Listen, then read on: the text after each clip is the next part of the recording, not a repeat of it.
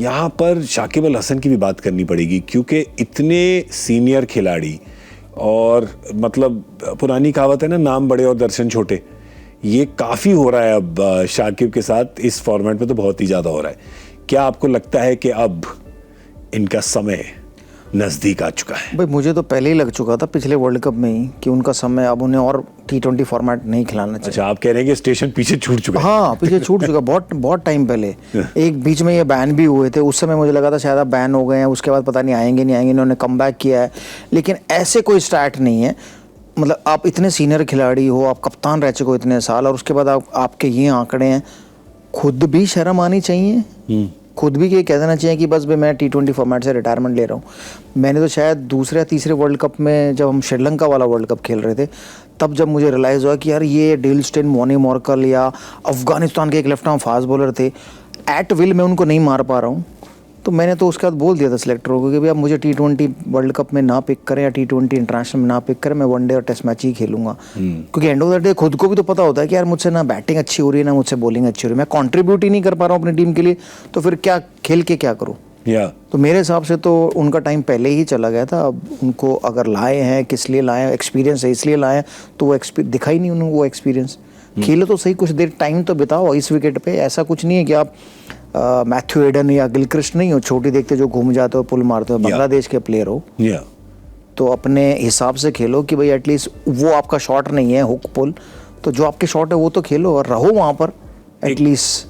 अब हम, आपको याद है मैच के पहले हम डेविड मिलर की बात कर रहे थे और हम कह रहे थे कि कितने मैच्योर हो गए हैं वो, और वो भी सेम पोजीशन पे ही आते हैं, 5 पे आते हैं, 6 पे आते हैं, और उन्होंने मौके की नज़ाकत को समझा। इस गेम में भी नहीं, पहली वाली गेम जो भी खेले थे नेदरलैंड्स के खिलाफ, उन्होंने दिखाई है वो मैच्योरिटी, क्योंकि जैसे आपका तजुर्बा बढ़ता रहता है आप दिखाते हैं। शाकिब का भी इतना अनुभव है, इतने सीनियर खिलाड़ी हैं, आज मौका भी था, दस्तूर भी था, उनके टाइप की गेम थी। बिल्कुल सही कह रहे हैं वीरू, मतलब आप ज़रूरत भी नहीं थी ना उनको। वैसे अगर देखें तो ऐसा नहीं था कि हमने उनकी स्ट्राइक रेट देखी वर्ल्ड कप में जिस तरह के, तो ऐसा तो ये वर्ल्ड कप नहीं चल रहा कि जैसे IPL चल रहा था कि आपको बहुत ही ज़बरदस्त स्ट्राइक रेट से बल्लेबाजी करनी थी।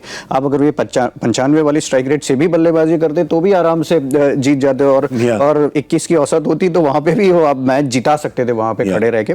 और वही आपके ऊपर वो एक्सपेक्टेशन होता है टीम का, और ये कुछ गलत नहीं होता क्योंकि आप इतने सालों से खेल रहे हैं, जब से पहला वर्ल्ड कप चल रहा है तब से आप खेल रहे हैं, तो आपके ऊपर वो एक्सपेक्टेशन जरूर होगा।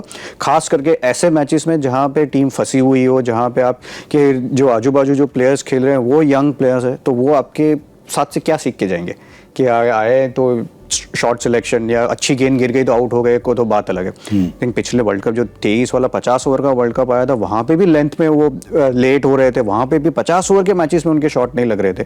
तो 20 ओवर में ऐसी पिच पे तो बहुत ही मुश्किल ही था ना। तो फिर आपको फिर जिस तरह से खेल रही है बांग्लादेश, USA में वर्ल्ड कप स्टार्ट होने से पहले USA में सीरीज आ रहे हैं USA के अगेंस्ट, और तब जाके कह रहे हैं कि ये वेकअप कॉल है।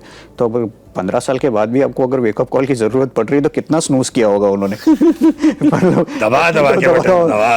वो एक्चुअली जैसे कि विरूपा कह रहे हैं, उससे बिल्कुल अग्री करता हूँ कि अब वो समय आ गया।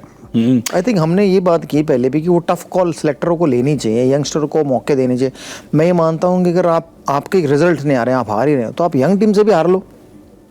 उसमें क्या है कि एटलीस्ट उनको एक्सपीरियंस तो होगा, वो आगे जाकर कुछ तो सीखेंगे, कुछ तो कंट्रीब्यूट करेंगे।